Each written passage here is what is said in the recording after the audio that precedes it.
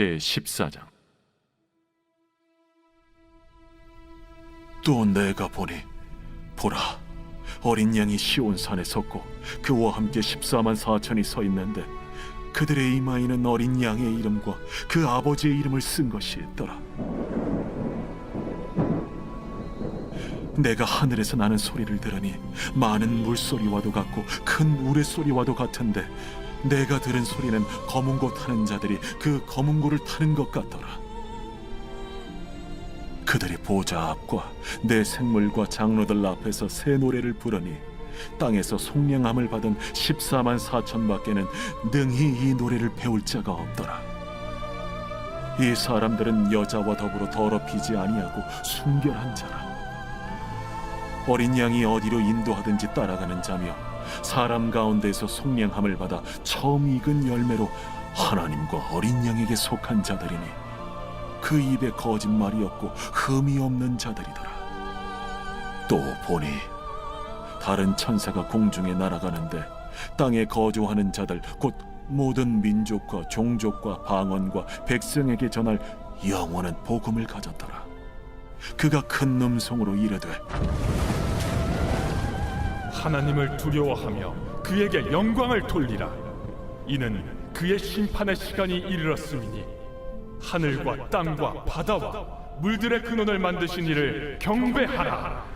또 다른 천사 곧 둘째가 그 뒤를 따라 말하되 무너졌도다, 무너졌도다. 큰 성 바벨론이여, 모든 나라에게 그의 음행으로 말미암아 진노의 포도주를 먹이던 자로다. 또 다른 천사 곧 셋째가 그 뒤를 따라 큰 음성으로 이르되 만일 누구든지 짐승과 그의 우상에게 경배하고 이마에나 손에 표를 받으면 그도 하나님의 진노의 포도주를 마시리니 그 진노의 잔에 섞인 것이 없이 부은 포도주라. 거룩한 천사들 앞과 어린 양 앞에서 불과 유황과 고난을 받으리니 그 고난의 연기가 세세토록 올라가리라. 짐승과 그의 우상에게 경배하고 그의 이름표를 받는 자는 누구든지 밤낮 쉼을 얻지 못하리라. 성도들의 인내가 여기 있나니 그들은 하나님의 계명과 예수에 대한 믿음을 지키는 자니라. 또 내가 들으니 하늘에서 음성이 나서 이르되 기록하라. 지금 이후로 주 안에서 죽는 자들은 복이 있도다. 하심에 성령이 이르시되 그러하다. 그들이 수고를 그치고 쉬리니 이는 그들의 행한 일이 따르니라 하시더라. 안녕하세요. 건석가족 여러분, 매일 말씀의 김여찬입니다. 오늘은 요한계시록 14장입니다.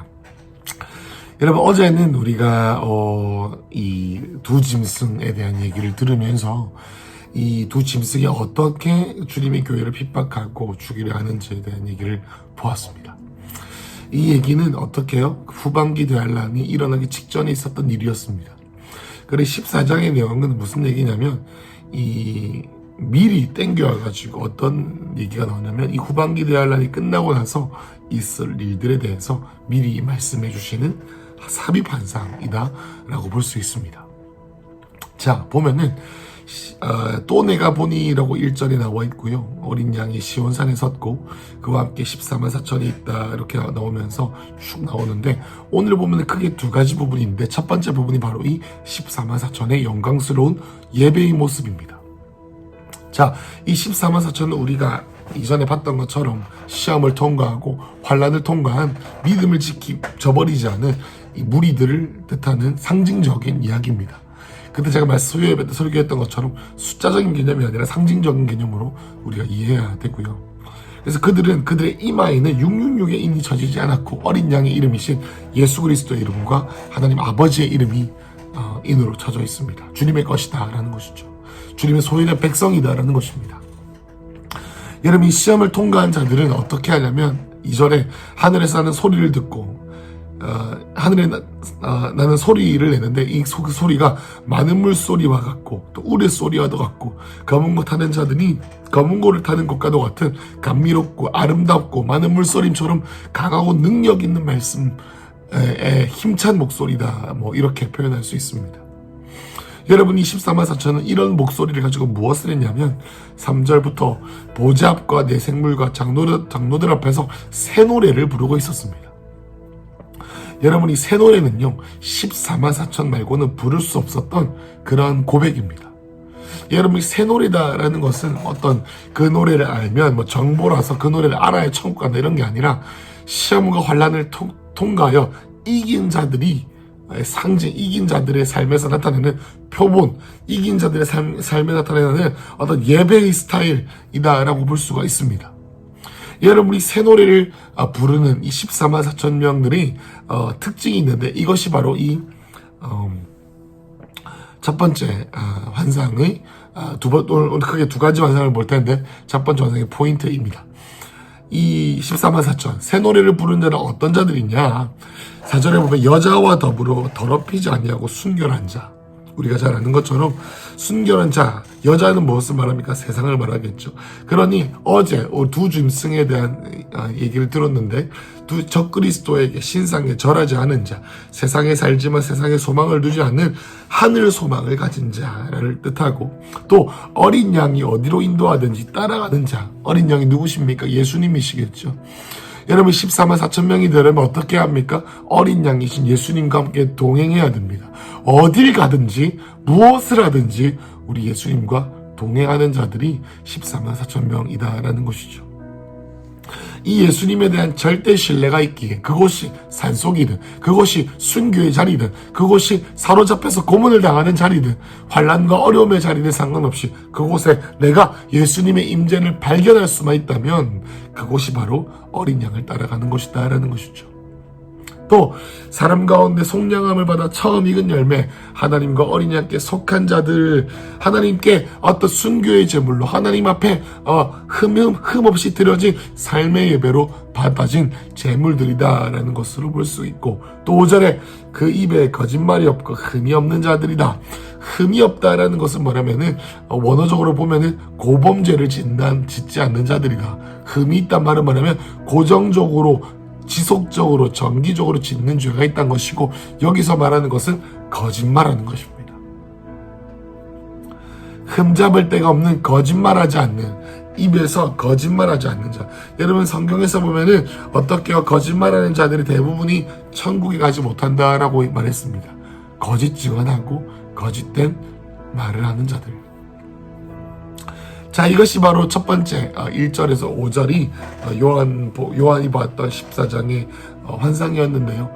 여러분 이것을 통해서 요한이 무엇을 말하느냐라면 이 두 짐승이 용에게 권세를 받아가지고 이 땅의 교회들을 핍박하고 하나님을 사랑하는 자들을 죽일 것이지만 이 모든 3년반들이 지나가게 되면 1절에 나와 있는 어린 양이 시온산에 서서 그와 함께 14만 4천 명이 함께 노래를 부를 것인데 보좌 앞에서 여러분 보시면은 3절에 보면 보좌 앞에서 내 생물과 장로들 앞에서 새 노래를 부를 것이다. 사랑하는 예수님을 사랑하고 사랑하는 예수님 앞에서 예수님 앞에 주님 내가 이 시험을 이 땅에서 고난과 환난과 죽음과 유혹 가운데 있었지만 내가 통과했어요 라고 주님께 고백할 때 그 예수님과 함께 이 땅에서 왕노릇하고 다스리는 그러한 영광스러운 모습을 보여주면서 보아라 나의 백성들아 너희가 3년만 후반기 대할라만 잘 참으면 내가 너희들에게 이 복을 주겠다라고 주님께서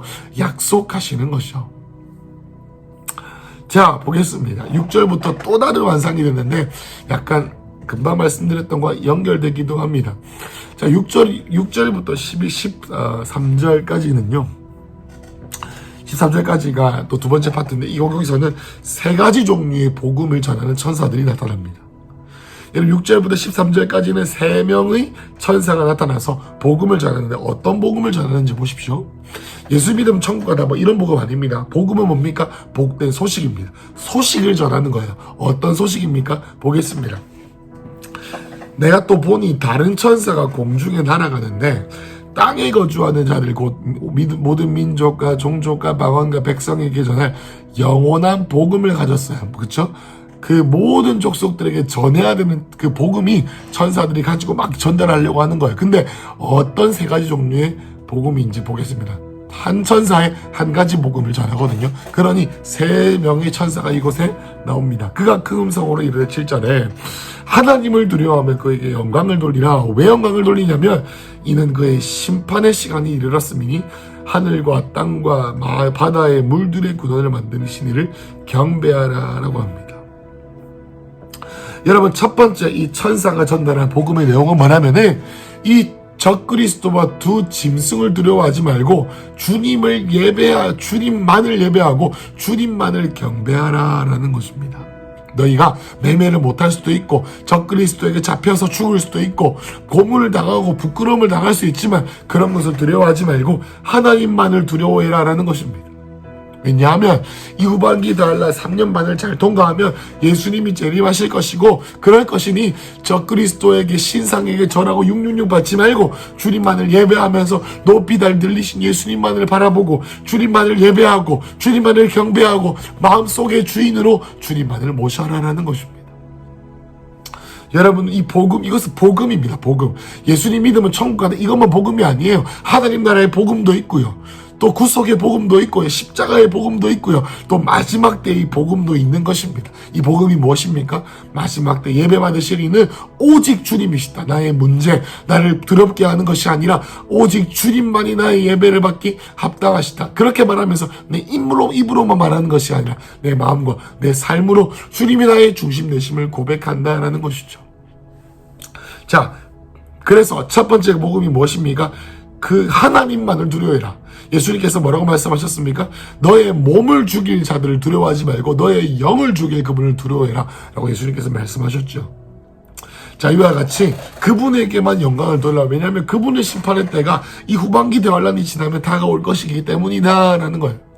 자, 8절입니다. 두 번째 천사가 두 번째 복음을 전합니다. 자, 또 다른 천사 곧 둘째 그 뒤를 말하되 무너졌도다 무너졌도다 큰 성 바벨론이여 모든 나라에게 음행으로 말미암아 진노의 포도주를 먹이던 자로다. 두 번째 복음은 무엇이냐면 바벨론이 무너진다라는 것이에요. 여러분, 바벨론은 나중에 17장 18장에 나가면 자세히 나오겠지만 바벨론의 주된 목적이 무엇이냐면 짐승의 힘을 빌려가지고 세상 사람들을 미혹하게 하고 세상 방식대로 살게 하고 음행하게 하고 음란하게 하고 타협하게 하고 하나님 적당히 믿게 만들고 사명 따라가지 않고 세상 방식대로 살아가게 만드는 그 모든 거짓 메시지를 전달하는 세력이 바로 이 바벨론입니다. 근데 이 바벨론이 무너졌다라는 거예요. 음행으로 진노의 포도주를 사람들에게 먹이려고 하던 이 바벨론이 어떻게 해요? 무너진다라는 거예요. 얼마나 권세가 있든 얼마나 영향력이 있든 어떤 문화이든 얼마나 강력한 세력이든 관계없이 주님께서 그들을 심판하시고 주님의 때가 되면은 주님께서 멸망시키신다라는 것을 알아야 된다라는 거죠. 더구나 이 바벨론은 그분의 백성들을 속이고 미혹하게 한 자이기 때문에 진노의 포도주를 먹였기 때문에 내가 그 속인 자들, 미혹하게 한 자들을 내가 멸망시키겠다라는 것이 바로 복음 소식입니다. 여러분, 이 복음은 우리에게도 전파되어져야 됩니다.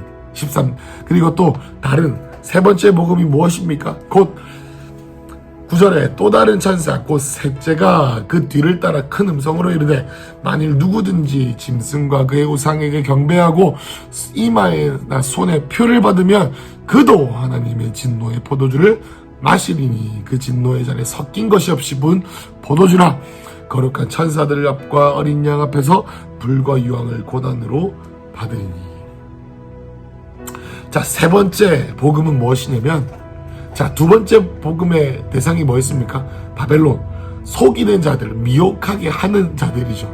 그런데 이 세 번째 복음의 대상은 뭐냐면 속은 자들, 타협한 자들, 세상 방식대로 산 자들, 하늘 성공 없이 이 땅에서 매매도 하고 적당히 하면서 후반기 대환란을 타협한 자들, 3년 반 동안 자기 편하게 쓰려고 믿음을 저버린 자들, 하나님이 용서해 주시겠지 하면서 안주하는 자들, 그러한 자들이 어떻게 된다는 겁니까? 결국에는 그가 오른손이나 우상에게 경배해서 손과 이마에 표를 받았죠. 근데 어떻게 해요? 섞인 것이 없이 받는 진노의 잔을 받는다라고 10절에 나와 있습니다. 섞인 것, 불순물 없이 하나님의 진노 그대로를 확 받아버린다는 거예요. 바벨론이나 짐승 말고요. 평범한 사람들을 말합니다. 평범한 사람들이 이러한 진노의 잔을 바벨론이 받는 거랑 똑같이 받는다라는 겁니다. 어떻게 해요? 불과 유황으로 고난을 받는다. 여기 어딥니까 여러분? 지옥입니다. 지옥이요. 두 번째 찬스가 없습니다. 후반기 대환란이 되면요, 적그리스도가 나타나게 되면요, 666을 받기 시작하면요, 이제는요 더 이상 기회가 없습니다. 숨고 버티고 인내하는 것 말고는 없습니다. 그 고난의 연기가 11절에 새색토록 올라가리로다. 짐승과 우상에게 경배하고 그의 이름표를 받는 자는 누구든지 밤낮 쉼을 얻지 못하리라. 나와있죠 여러분? 밤낮 쉼을 얻지 못하고 고난의 연기와 불과 유황으로 고난을 받는 곳 어딥니까? 지옥이죠. 지옥으로 간다라는 겁니다. 심판의 대상은 속인 자들 뿐만 아니라 속은 자에게도 해당한다라는 것이죠. 자, 12절에 성도들의 인내가 여기 있나니, 성도들이 어떤 인내를 했습니까? 그들이 하나님의 계명과 예수에 대한 믿음을 지켰다라고 했습니다. 예수에 대한 믿음을 지켰다. 생각 아니고요, 마음속 아니고요, 삶으로요. 신상에게 절하지 아니하고요. 신상에게 절은 하지 않으면 주님 내 마음 하시죠. 그런 거 말고요. 13절하고 끝입니다. 또 내가 들으니 하늘에서 음성이 나서 이르되 기록하라. 지금 이후로 주 안에서 죽는 자들은 복이 있도다 하시매 성령이 이르시되 그러하다. 그들이 수고를 그치고 쉬리니 이는 그들의 행한 일이 따름이라 라는 것이죠. 지금 이후로라는 것이 뭐겠습니까? 후반기 대환란. 다시 말해서 적그리스도에게 정복당하지 아니하고 666표를 이기고 주를 믿음 안에서 순교를 당하고 죽임을 당한 자들입니다. 여러분, 이들이 복되다라는 겁니다. 주 안에서 죽은 자들이 복되다라는 것이죠. 성령께서 동의하십니다. 맞다. 그런 죽음이 복되다. 이리저리 타협하다가 그냥 이러다가 그냥 개죽음 당하고 지옥 가는 죽음 말고 차라리 3년 반 화끈하게 주님을 위해 살다가 죽는 죽음이 훨씬 더 복되다라는 것이죠. 왜냐하면 그러한 죽음에는 어떤 복이 있냐면요, 그들이 수고를 그치고 쉴 것이기 때문입니다. 쉰다, 안식이 있는 천국이 기다리고 있다는 거예요. 이는 그들의 행한 일이 따릅니다라는 거예요. 그 말은 뭐겠습니까? 그들의 수고, 그들의 천국감, 그들이 지옥 가지 않고 쉼을 누리는 것이 뭐예요? 그들의 행위에 따라 결정됐다는 거예요. 여러분, 여기서 행위라는 말은 뭐냐면 우리가 행위를 구원받는 우리의 십자가나 의의 구원, 이신칭에 대한 얘기가 아니라요, 이 후반기 대환란 때의 구체적인 상황에 대한 얘기입니다. 이 이후로라고 나와 있죠. 이 이후로라는 것은 뭐냐면은 후반기 대환란 이후로입니다. 후반기 대환란 때는 버티는 것 말고 답이 없습니다. 이때 타협하면 더 이상 기회가 없기 때문이에요.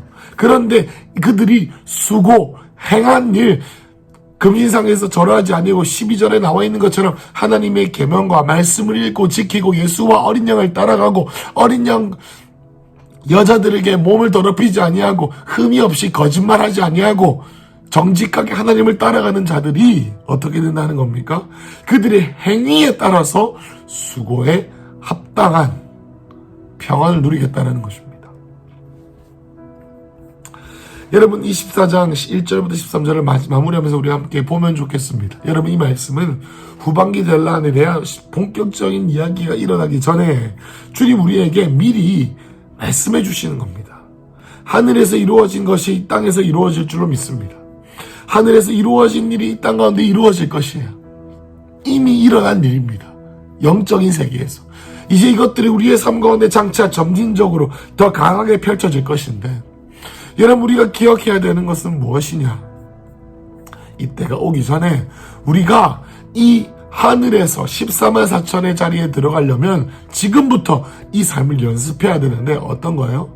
세상과 함께 여자와 더불어 세상과 더불어 몸을 더럽히지 아니하고 순결하게 어린 양이신 예수님께서 어디로 인도하든지 예수님의 임재와 말씀의 생활을 통해서 예수님의 음성이 계속해서 내 삶 가운데 머물러 있는 사람, 또 내 입술과 내 삶을 통하여 고범죄를 짓지 않는 사람, 그러한 삶을 계속 살아낼 때 어느 날 찾아오는 우리의 삶에 오는 핍박과 환난과 유혹 가운데에서 우리가 이 세 가지 복음을 기억해야 되는데, 첫 번째 복음이 뭐였습니까? 우리의 삶 앞에 주어지는 어려움과 핍박과 고난 가운데 두려워하지 아니하고 오직 우리의 영혼을 죽이게 하실 하나님 그분의 이름을 예배하고 높일 때, 예배하면 예배할수록 주님의 그 아름다운 성품과 하나님의 그 평안이 내 삶을 지극히 뛰어나신 하나님의 평강이 그리스도 예수 안에서 우리의 마음을 지키시고 그 평안이 우리의 삶을 이끌 때에 결국에는 속은 자들 모두 다 심판받고 지옥불로 떨어져가는 그 살벌한 시간 가운데 승리하고 이겨낼 수 있다는 것이죠. 여러분, 우리가 이것을 미리 준비해야 합니다. 오늘 하루 살아내야 합니다. 어떻게 해요? 하나님, 오늘 내가 내 자신을 더럽히지 아니하고 성결하게 살아내기를 소망합니다 라고요. 사랑하는 크리스도 가족 여러분, 계시록이 어렵지만 깊이 우리가 이 말씀을 묵상하다 보면 엄청나게 큰, 우리가 이전에 그냥 신앙생활하는 것보다 훨씬 더 진지하고 깊고 원론적이고 원초적인 믿음을 취할 수 있는 귀한 말씀이다라는 것을 기억하시기를 축복합니다. 어떠십니까? 여러분, 우리가 살아있을 때요, 이 후반기 대환란이 올지 안 올지 저는 모릅니다. 주님만이 아십니다만은 중요한 건 오늘 우리의 삶 가운데 이것을 자그만하게 연습할 수 있습니다. 하나님, 이 14만 4천에 들어가기 위해 내 삶을 이 새 노래로 바꾸어 주십시오. 내가 개인적인 삶으로 예배하든 개인의 일터에서 기도하든 그 회중들과 함께 예배하든 주님, 내 입술의 고백이 새 노래 되게 하여 주시옵소서.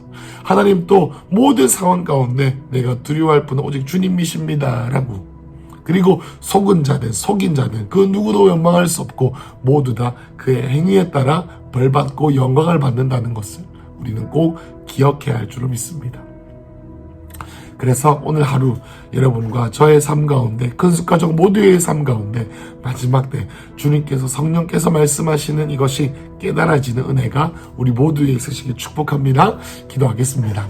사랑하는 주님, 오늘 우리의 삶 가운데 후반기 대환란을 통과한 이 영광스러운 14만 4천 명의 면모가 우리의 새 노래에, 우리의 어린 양을 따라가는 라이프 스타일에, 또 여자와 더불어 몸을 더럽히지 않는 삶에, 또 세 가지 복음을 마음속에 담아 속이는 자도 되지 않고 속은 자도 되지 아니하고 오직 두려워할 그 주님만을 우리의 삶 가운데 예배하는 그러한 큰숙가족들 되게 하여 주시옵소서.